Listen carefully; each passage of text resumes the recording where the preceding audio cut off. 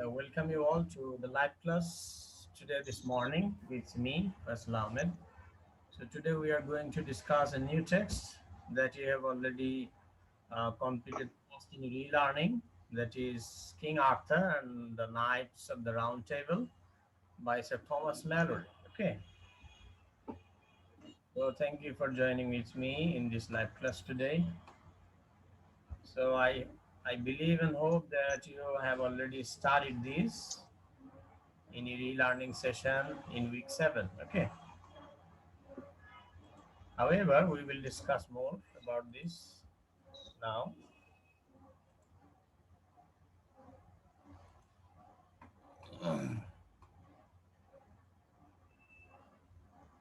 ওকে, so বাকি আর তো কাউকে জয়েন করতে দেখছি না। স্যার অনেকেই চেষ্টা করতেছে। আচ্ছা আচ্ছা, না এখন ওই সময় তো আমি আসলে স্টার্ট করিনি, যার কারণে কেউ জয়েন হতে পারেনি। এখন অনেকে মেসেজটা দেখেনি তো, যার কারণে হয়তো বা মিস করেছে।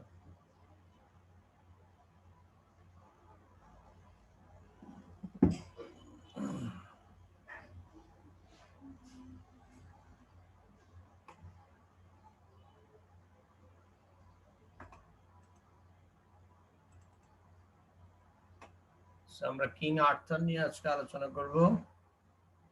তো তোমরা লাস্ট যে টেক্সট সেটা কি ছিল? প্রলোড টু দ্য ক্যান্টারবারি টেলস না, নাকি সৌমিক? জি স্যার। জি স্যার, স্যার। আচ্ছা আচ্ছা, ভালো করে পড়েছিলেন আপনারা? জি স্যার। এটা আসলে মূল ক্যান্টারবারি জি স্যার। নিয়ে না, বরং ক্যান্টারবারি টেলস গুলো লেখার আগে যে প্রলোগ, ফরওয়ার্ড, এটা নিয়ে। হ্যাঁ, জাস্ট ওখানে কিছু ক্যারেক্টারের বর্ণনা, এতটুকুই। Okay, not more than that. জি স্যার।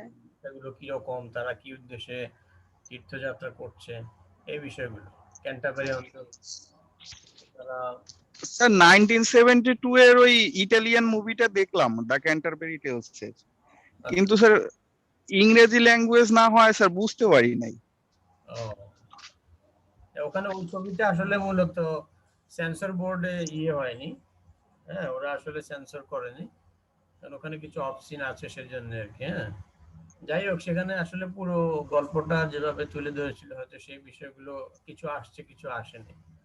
মুভিতে এমনই হয়। ওকে, এবং সেখানে মূল গল্পগুলোই তুলে ধরা হয়েছে। ওকে, প্রলোটা তুলে ধরা হয়নি। যে মুভিটা আর কি, ওই যে কি যেন পরিচালকের নাম ভুলে গেছি আমি। সো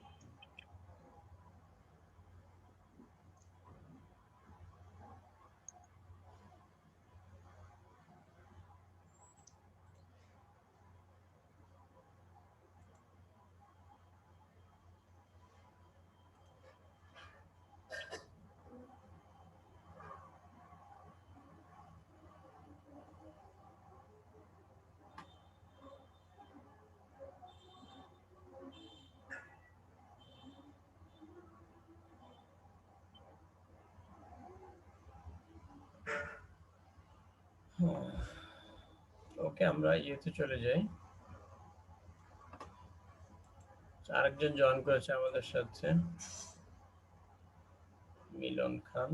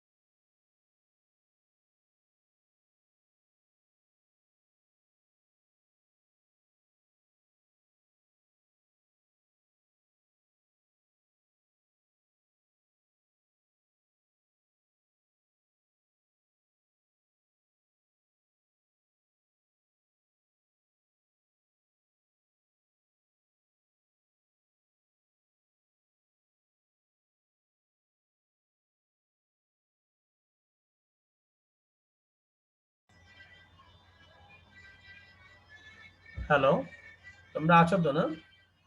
জি স্যার জি আছি। স্যার, আছি স্যার।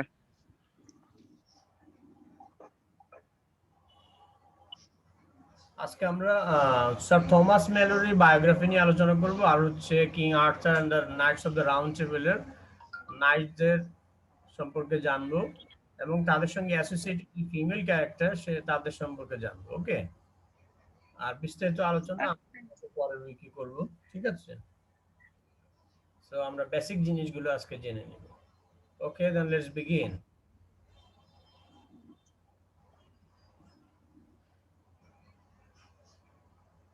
তো এটা নিয়ে বিভিন্ন সিরিজ এবং মুভি তৈরি হয়েছে, যেমন এক্সক্যালিবার নামে তৈরি হয়েছে, তারপর knights of the round table নামে।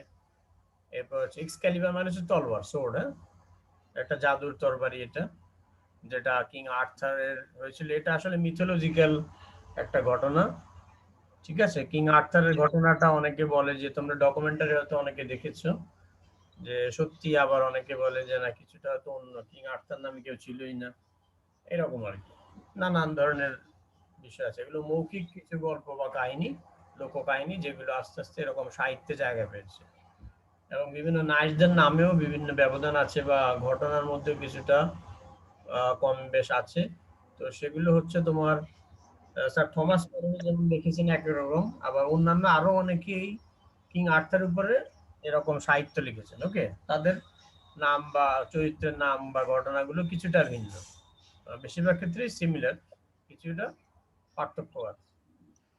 স্যার থমাস ম্যালোরি যেটা লিখেছেন সেটা হচ্ছে লে মর্ট ডি আর্থার। ওকে, তো ওটা নিয়ে আমরা পড়বো, যেহেতু এটাই সবচেয়ে বেশি পঠিত এই উপন্যাসটা, স্যার থমাস ম্যালোরি দিয়ে যিনি যেটা লিখেছেন, লে মর্ট ডি আর্থার, মূলত ফ্রেঞ্চ ভাষা লিখিত, পরবর্তীতে ইংলিশে ট্রান্সলেট হয়। ওকে, জি স্যার। উনি হচ্ছেন এটার অথর, এবং এটা উনি কমপ্লিট করেছেন 1469 অথবা 1470, 1470 সালে, মিডল এজ বা মধ্যযুগে। এবং এরপর রিভাইজ করেছেন, তারপর প্রিন্ট করেছেন উইলিয়াম ক্যাক্সটন, বা পাবলিশারের মাধ্যমে আর কি, যার নাম উইলিয়াম ক্যাক্সটন, 1485 সালে। উনি জন্মগ্রহণ করেন, মানে স্যার থমাস ম্যালোরি জন্মগ্রহণ করেন 1416-এ। তার বাবা হচ্ছে জন ম্যালোরি এবং মা হচ্ছে ফিলিপ্পা চ্যাটউইন্ড। উনি নিউবোল রেভেল, ওয়ারউইকশায়ার, ইংল্যান্ডের ওয়ারউইকশায়ারের নিউবোল রেভেল নামক জায়গায় উনি বসবাস করেছেন বা বেড়ে উঠেছেন আর কি। উনি বিয়ে করেছেন হচ্ছেন এলিজাবেথ ওয়ালস অফ উইনলিপ, লেস্টারশায়ার, হ্যাঁ, লেস্টারশায়ার উইনলিপ নামক জায়গার এলিজাবেথ ওয়ালস নামক একজন নারীকে বিয়ে করেছিলেন, যিনি কিনা তাকে একজন সন্তান দিয়েছিলেন, যার নাম ছিল রবার্ট। 1441 সালে তিনি নাইট হয়েছিলেন, এবং তার জীবনটাও অনেকটা উত্থান পতনের মধ্যে দিয়ে গিয়েছিল, পলিটিক্যাল এবং সোশ্যাল অ্যাম্বিশন ছিল তার মধ্যে। ওকে,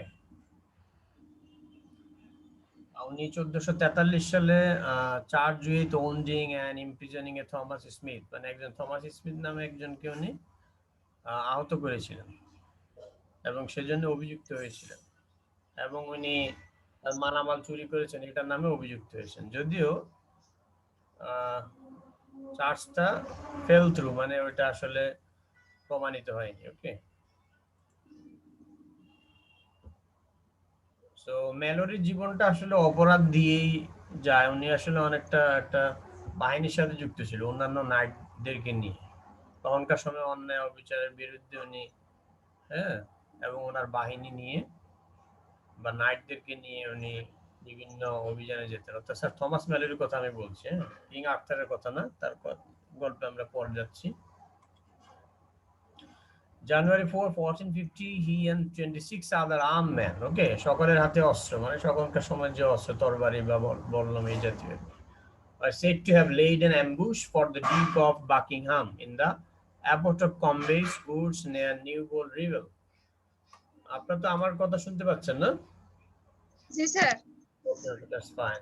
শিওর হয়ে নিচ্ছি, কারণ অনলাইনে কখন শোনা যায় কখন শোনা যায় না। ওকে, সো উনি ডিউক অফ বাকিংহামের অ্যাবোট অফ কম্বেস উঠছে, যেটা নিউবোল্ড রেভেলের কাছাকাছি, ওখানে উনি একটা হামলা চালিয়েছিলেন, হ্যাঁ, 1450 সালে, তার 26 জন সঙ্গী নিয়ে। সকলে সশস্ত্র ছিল, সকলের হাতে অস্ত্র ছিল। ওকে, সো মে 23 ওই একই বছরে 1450 সালে হি অ্যালিজলি রেপ জোয়ান স্মিথ। জোয়ান স্মিথ নামে একজন নারীকে উনি রেপ করেছেন, এই নামে অভিযোগ উঠেছিল ওনার, হ্যাঁ, কোভেন্ট্রি নামক জায়গায়। The charge was brought by her husband, মানে ওই মহিলার স্বামীর দ্বারা অভিযোগটা উত্থাপন করা হয়েছিল, under a statute of Richard the second, okay, who intended to make elopement into a crime of rape. অর্থাৎ তার স্ত্রী জোয়ান স্মিথ স্যার থমাস ম্যালোরির সাথে পলায়ন করেছিল, ইলোপমেন্ট মানে পলায়ন করা, যদিও তার হাজবেন্ড এটাকে রেপ হিসেবে অভিহিত করেছিলেন, ওকে। আসলে উনি রেপ করেন নাই, মূলত তার স্ত্রী তার সাথে পলায়ন করেছিল স্যার থমাস ম্যালোরির সাথে। Even when the women had consented, যদিও উইমেন পলায়ন মানে ওই নারীরও সম্মতি ছিল। আর তখনকার সময় এগুলো খুবই ইংল্যান্ডে বা ইউরোপিয়ান কালচারে খুবই সাধারণ বিষয়। May 31st, he allegedly extorted money from two residents of Mons Kirby. অর্থাৎ মানে মন্স, খ্রিস্টান মন্স, দুইজন মন্স, মন্স কিরবি নামক একটা রেসিডেন্স আছে, সেখানে দুইজন অধিবাসী থেকে উনি মানি টাকা চিনিয়ে নিয়েছিলেন। এই ধরনের অভিযোগ উঠেছে ওনার, মানে ওনার লাইফে ক্রাইমের অভিযোগ বেশি, উনি জেলে কেটেছেন, ওকে, বুঝতে পেরেছো?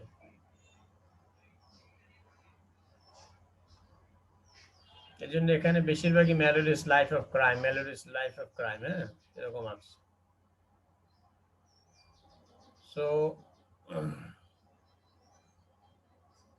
on March 5th, 1451, a warrant was issued for Mallory's arrest. ম্যালোরিকে গ্রেফতার করার একটা ওয়ারেন্ট জারি হয়েছিল, and a few weeks later he and various accomplices were alleged, মানে তার সঙ্গবঙ্গ বা সঙ্গীরা আর কি, হ্যাঁ, alleged to have stolen cattle in Warwickshire, মানে ওয়ারউইকশায়ারে তারা গবাদি পশু, ভেড়া ইত্যাদি তারা চুরি করেছে, হ্যাঁ, মানে তারা চুরি করে হয়তো খেয়েছে আর কি।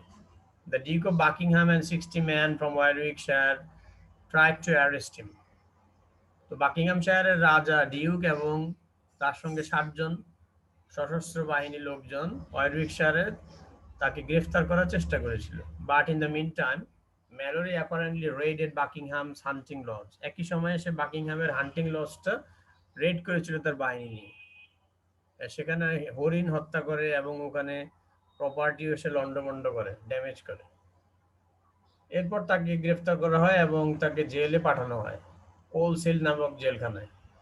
কিন্তু খুব শীঘ্রই সে সেখান থেকে পলায়ন করে, ওকে, মোটে মানে একটা বোট, মোটে সুইমিং করে, ওকে, সুইমিং দ্য মোট, দেন মানে ওখানে যে লেক আছে বা ইয়ে আছে সেটা সাঁতার কেটে সেখান থেকে সে পালিয়ে যায়।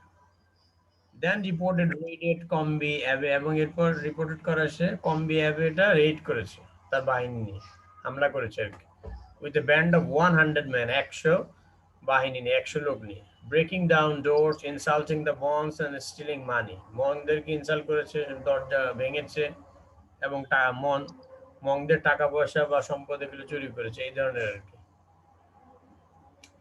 By January 1452 he was in prison in London, মানে ওই সময়কার কালচারটা আসলে এমন ছিল, মানে কিছু মানুষ জীবন জীবিকাই করতে এইভাবে, হ্যাঁ। লন্ডনের জেলখানা ছিল 1452 সালে, যেখানে সে spend most of the next 8 years, হ্যাঁ, প্রায় 8 বছর কাটিয়েছে ওয়েটিং ফর ট্রায়াল, বিচার হওয়ার আগেই প্রায় 8 বছর জেলখানায় ছিল, হ্যাঁ, বিচার হয়েছে 8 বছর পরে। হি ওয়াজ বেইলড আউট এরপরে সেভারাল টাইমস, কয়েকবার জামিনেও বের হয়েছেন, and at one point joined a horse stealing expedition, এরপর ঘোড়া চুরির একটা অভিযানে সে যোগদান করে, across East Anglia in England in Colchester jail, okay, from which he escaped, যেখান থেকে সে পলায়ন করে, but was recaptured and taken back to prison in London, এরপর তাকে আবার লন্ডনের জেলখানায় আটক করা হয়। তো যাই হোক, এরপর 1468 সালে ম্যালোরি নিউগেটে ব্যাক করে, নিউগেট প্রিজন বা জেলখানা, যেখানে সে মারা যায় 1471 সালে, জেলখানাতেই মারা যায়। While in Newgate he turned to writing, যদিও সে সেখানে জেলখানা থাকা অবস্থায় লেখালেখি করেছিল এবং তার অমর সেই লে মর্টেডি আর্থারটা লিখেছিল, হ্যাঁ, এই যে একজন লোক দস্যু টাইপের, হ্যাঁ, সেই ধরনের একটা লেখনী লিখেছে, এটা আসলে ভাবাই যায় না, ওকে, এবং এটা এতই ফেমাস হয়েছে যে আসলে এটার কারণে অনেকে তাকে শ্রদ্ধাও করে। Okay, which would win him eternal fame, তার মৃত্যুর পরবর্তীতে একেবারে সারা জীবনের একটা অমর একটা ফেম বা খ্যাতি অর্জন করে দিয়েছিল। The truth behind the seemingly contradictory nature of Sir Thomas Mallory is hotly debated and may never be fully known. The noble and joyous story of the great and excellent king, King Arthur.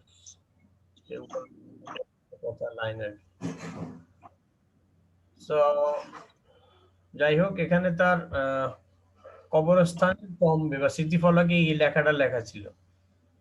Hic jacet Dominus Thomas Mallory Valens Miles of Fortune March 1471 de Parrochiere Canterbury তার মানে হচ্ছে Here lies Lord Thomas Mallory, valiant soldier, মানে সে নিজেকে আসলে আত্মার কল্পনা করতো বা এই ধরনের ছিল। হ্যাঁ, ওই জন্য তার লাইফটা এমনই কেটেছে। এখানে শুয়ে শয়ন করে আছে তার Lord Thomas Mallory, valiant soldier, উনি একজন সাহসী সোলজার ছিলেন। died on March 1471 in the parish of Monkenkerby in the county of Warwick. ওকে, ইংল্যান্ডের একটা জায়গার নাম ওয়ারউইক। এবার আমরা আসি টেক্সটে। Le Morte d'Arthur is a compilation by Sir Thomas Mallory of Romance Tales. এখানে রোমান্স টেলস এবং কিং আর্থারের যে সারা ব্রিটেনের রাজা হওয়া প্রথম, হ্যাঁ, সেই বিষয়ে মূলত এইটা লেখা। এবং কিং আর্থারের যে কিভাবে মৃত্যু হয়, ওকে, তার কিভাবে জন্ম হয়, কিভাবে সে রাউন্ড টেবিলের নাইটসদেরকে একত্রিত করে, এই বিষয় নিয়েই মূলত লে মর্টে ডি আর্থার বা অথবা the death of King Arthur, অথবা এটাকে টাইটেল দেওয়া হয়েছে King Arthur and the Knights of the round Table. Okay, এক এক সাহিত্যে এক এক টাইটেল দেওয়া হয়েছে। আর থমাস ম্যালোরি যে টাইটেলটা দিয়েছেন উনি, ওটা হচ্ছে লে মর্টে ডি আর্থার, যার ট্রান্সলেশন হচ্ছে the death of King Arthur. Okay, এখানে গুরুত্বপূর্ণ বা উল্লেখযোগ্য ক্যারেক্টার বা রাজা হচ্ছেন কিং আর্থার, গুইনেভারা, গুইনেভারা যদিও female, Lancelot and the Knights of the round Table. ওকে,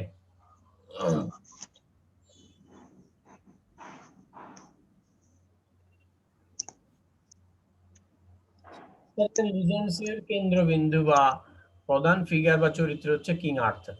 ওকে, যদিও সেই সময় রাউন্ড টেবিলের সকল নাইটসদের ক্ষমতা এবং পাওয়ার এবং সম্মান একই ছিল। ওকে, কেউ কারো উপরে ছিল না, সবাই সবাইকে দিত, কিন্তু কিং আর্থার হয়তোবা ডিভাইনলি সে সিলেক্টেড হয়েছিল ইংল্যান্ডের রাজা বলে। হ্যাঁ, পরবর্তীতে, যদিও প্রথম দিকে না। But the Knights of the Round Table play an important part in the story and legend of King Arthur. এখানে শিবাল্লি কোড মানে আমাদের কিছু পলিসি থাকে না, ওদের একটা পলিসি, ওদের এটা একটা অর্গানাইজেশনের মতো ছিল। হ্যাঁ, রাউন্ড টেবিল তারা এবং প্রত্যেক চেয়ারেই নাইটদের নাম খোদাই করা ছিল এবং তাদের কোড অফ শিবালরি, অর্থাৎ তাদের যে বীরত্বের যারা নাইট, ওদেরকে শিবালরি বলা হয়, মানে খুবই সাহসী আর কি। তো তাদের যে মানে তাদের ইডিওলজি ছিল হচ্ছে honour, honesty, valour and loyalty, মানে তারা সম্মান নিয়ে বেঁচে থাকবে, সম্মান নিয়ে মরবে, সততা নিয়ে থাকবে, সাহসিকতা নিয়ে থাকবে এবং বিশ্বস্ততা নিয়ে তারা কাজ করবে। অন্যায়ের বিরুদ্ধে কিংবা কোনো বাহ্যিক শত্রুর বিরুদ্ধে নিজেদের মাতৃভূমিকে রক্ষা করবে বহিরাগত শত্রুদের থেকে, স্ক্যান্ডিনেভিয়ান কিংবা ফরাসি বা অন্যান্য ল্যান্ডের যে শত্রুরা আছে বহিরাগত, ওকে, তাদের থেকে নিজেদের স্বদেশ বা ইংল্যান্ড মাতৃভূমিকে রক্ষা করবে এবং নিজেরাই শাসন করবে। ওকে, তো ওই ধরনের ফিলোসফি কিং আর্থারের জন্ম এবং মৃত্যু। ইংল্যান্ডের ব্রাদার্স ইন আর্মস, এবং এই সকল নাইটসে তারা কি অস্ত্রের ভাই। ওকে, অর্থাৎ সকলে অস্ত্র গ্রহণ করবে এবং সকলে ভাই ভাই এবং সকলের উদ্দেশ্য একই, এবং তারা একটা কোড মেনটেন করবে। সেই কোডটা হচ্ছে কি, সংক্ষেপে যেটা honour, honesty, valour and loyalty, মানে যেটা ইথিক্যাল ভ্যালু হচ্ছে কি good, not bad or evil. Okay, অথবা যেটা এগেইনস্ট ইভিল, মন্দের বিরুদ্ধে, এবং ফর গুড, ভালোর পক্ষে। The Code of Chivalry by Giovanni Boccaccio. So Giovanni Boccaccio বা ইটালিয়ান একজন কবি, উনি বা রাইটার, লিখেছেন, সেটা ইংলিশে ট্রান্সলেট করা আছে এখানে, যদিও এগুলো লে মর্টেডি আর্থার থেকে নেওয়া না। Never lay down arms, কখনোই তারা অস্ত্র ছেড়ে দিবে না। To seek after wonders, হ্যাঁ, তারা বিস্ময় ঘটাবে আর কি। বিষয় অথবা তারা নিজেদেরকে সূর্যবীর্যে ফেম অর্জন করবে। To call upon to defend the rights of the weak with all strength, দুর্বলদের অধিকারকে তারা রক্ষা করবে, এবং তারা কল অন ডিউটিতে কাজ করবে, এবং তারা শক্তি দিয়ে মন্দের বিরুদ্ধে লড়বে, এবং দুর্বল বা যারা অত্যাচারিত নিপীড়িত সেই ইংলিশদের পাশে দাঁড়াবে। হ্যাঁ, এগুলো তাদের উদ্দেশ্য আর কি। এই উদ্দেশ্যগুলোকে একসঙ্গে কোড বলা হয়েছে। কিন্তু কোনো ভালো মানুষকে ইনজুর বা হতাহত করবে না। Not to attack one another, একে অপরকেও তারা আঘাত করবে না। To fight for the safety of one's country, নিজেদের দেশের নিরাপত্তার জন্যই তারা লড়াই করবে। To give one's life in our country, হ্যাঁ, তারা নিজেদের জীবন দিবে দেশের জন্য, দেশপ্রেমিক হিসেবে। To seek nothing for honour, সম্মান ছাড়া তারা কিছুই খুঁজবে না, না সম্পদ না অন্য কোনো কিছু। Never to break faith for any reason, এবং তারা কোনো কারণে বিশ্বাস ভঙ্গ করবে না। টু প্র্যাকটিস রিলিজিয়ন ডিলিজেন্টলি, আরো পরিশ্রম দিয়ে বা আরো সাধনা দিয়ে তারা ধর্মকে প্র্যাকটিস করবে, মানে Christianity. To grant hospitality to anyone, এবং যে কাউকে তারা হসপিটালিটি বা আপ্যায়ন করবে। ওকে, এবং whether in honor or disgrace, অসম্মান কিংবা ডিসগ্রেস, যেটা হচ্ছে কলঙ্ক। To make in report with the greatest fidelity to truth to those who keep the annals, তার মানে বিশ্বস্ততার সাথে তারা সত্যটাকেই তুলে ধরবে, যদিও তারা কখনো কোনো ভুল করে বা কোনো whether তাদের মিস্টেক হোক, সম্মান হোক বা অসম্মান হোক। অনারের বিপরীত হচ্ছে ডিসগ্রেস আর কি। হ্যাঁ, সম্মান বা অসম্মানে যে কোনো অবস্থায় তারা সত্যকেই তুলে ধরবে। ওকে, এবং যে কোনো শাস্তি তারা মাথা পেতে নিবে, বা তাদের নামে অভিযোগটাও তারা মেনে নিবে। এবার আমরা থমাস ম্যালোরি যে কোড গুলো লিখেছেন ওগুলো, টু নেভার ডু আউটরেজ নর মার্ডার, ওকে, কোনো টেরোরিজমও করবে না কিংবা কোনো হত্যাও করবে না। অলওয়েজ টু ফ্রি প্রিজন, মানে বিশ্বাসঘাতকতা করবে না তারা। To by no means be cruel, কোনোভাবেই তারা নিষ্ঠুর হবে না। But to give mercy unto him who asks for mercy, যে কিনা দয়া চায় তাকে দয়া করবে। অলওয়েজ ডু লেডিস, মানে নারীদেরকে সম্মান করবে, এবং জেন্টেল উইমেনদেরকে এবং উইডোজদেরকে, হ্যাঁ, বিধবা যারা, তাদেরকে তারা অবশ্যই সম্মান করবে। টু নেভার ফোর্স লেডিস, নারীদেরকে কখনোই তারা জোর করবে না, জেন্টেল উইমেন অথবা উইডোজদেরকে। Not to take a battles in wrongful quarrels, হ্যাঁ, কোনো ভুল করে ঝগড়াঝাটি করে তারা যুদ্ধ বাঁধিয়ে দিবে না। ওকে, অথবা ভালোবাসা অথবা কোনো বৈশ্বিক কোনো বা পার্থিব কোনো জিনিসের জন্য, ওকে, তারা যুদ্ধ বাঁধিয়ে দিবে। তারা গ্রেট মোরাল ইথিক্স, তাদের রিলিজিয়ন, তাদের দেশ প্রেম, এগুলোর জন্যই তারা যুদ্ধ করবে বা অস্ত্র ধরবে। ওকে, the significance of the round table was that no one, not even King Arthur, would be able to sit at the head of the table. অর্থাৎ ওখানে একটা নিয়ম ছিল যে কেউই হেড হতে পারবে না, সবাই সমান, সবাই রাজা, এটা আমরা সবাই রাজা, এইরকম। হ্যাঁ, অর্থাৎ সকল নাইট এখানে রাজা, যদিও কিং আর্থার কে পরবর্তীতে রাজা সম্মানটা দেওয়া হয়েছিল তার কিছু ডিভাইনলি পাওয়ারের কারণে, তার যে এক্সক্যালিবার তাকে দেওয়া হয়েছিল সেটার জন্য। ওকে,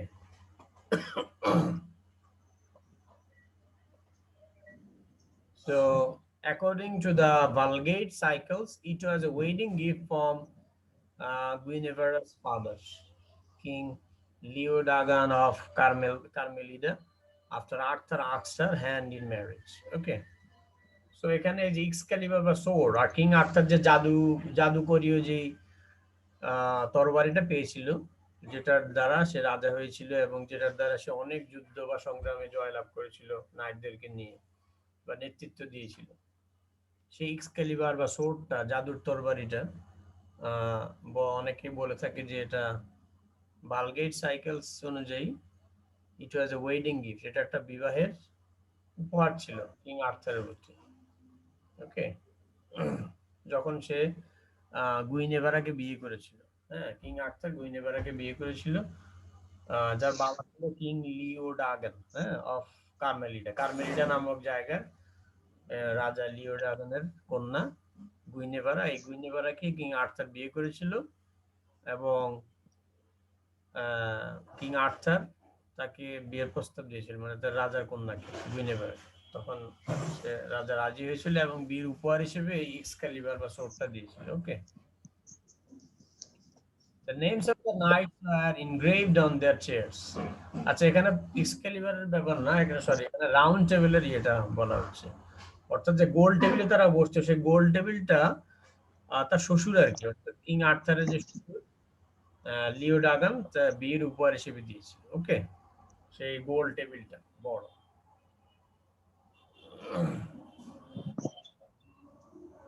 তাদের চেয়ারে ইনগ্রেভ করা ছিল তাদের নামগুলো, হ্যাঁ, এবং এরা সকলে প্যারিলাস ছিল।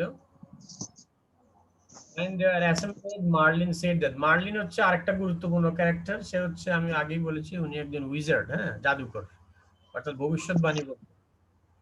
এবং উনি কিং আর্থারের বাবাকে বলেছিলেন যে একটা রাউন্ড টেবিল তৈরি করো, প্রতিষ্ঠা করো, যেটার দ্বারা ইংল্যান্ডে মাটি থেকে শত্রুদেরকে তাড়িয়ে দিবে এবং তোমরা ইংল্যান্ডকে স্বাধীন করবে, ঠিক বাংলাদেশের মতো আর কি, হ্যাঁ, এবং ইংল্যান্ডে আবারও শান্তি প্রতিষ্ঠা করবে।